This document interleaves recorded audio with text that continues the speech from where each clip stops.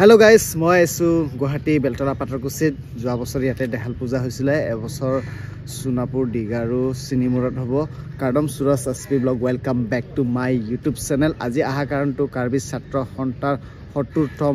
প্ৰতিষ্ঠা দিৱস উপলক্ষে আয়োজন কৰা হৈছে হেতুৰ বাবে আহিলো মই ফ্লেগ হোষ্টিং হৈ গৈছে আৰু বৰ্তমান মই অলপ ইয়াতে ঘূৰি আছো ফিল্ডত আৰু মানুহ খুব আহিছে গাড়ী দেখিছে আপোনালোকে ইফালে পাৰ্কিং হিলে গাড়ী আৰু ইফালেও আছে বাট বেলতলা পাটৰকুছি ক্লাবখন এখনে হয় বিল্ডিংটো ক্লাবখন বনাই আছে ৩ তালা হ'ব না ৪ তালা হ'ব ইচালে ক'ব পৰা নাই বাট তলত এটা মিটিং চলি আছে মই এটা ভিতৰলৈ গুচি যাম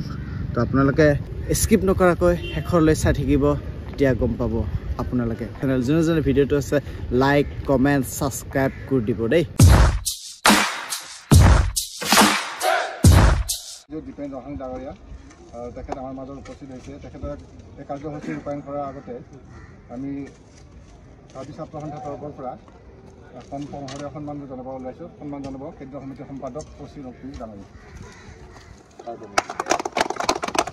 লগতে আজি আমি যোগান ধৰা নাৰিকল পুলিডাল ৰুই এই কাৰ্যসূচী ৰূপায়ণ কৰাৰ কাৰণে সহায় কৰা হৈছে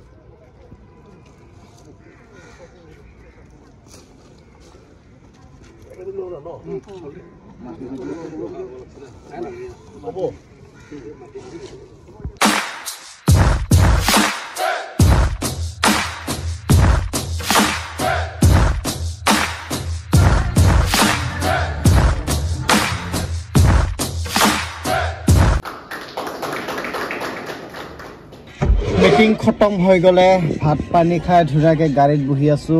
এহতে আহা গাড়ীটো গুচি গলে ওলাকে আৰু আহিব মোৰ কিন্তু কাম আছে এতিয়া যাব লাগে জলদি বাট ৱেট কৰি থাকিব লাগে হৈছে এহতৰ কাৰণে কি কম আৰু উপায় নাই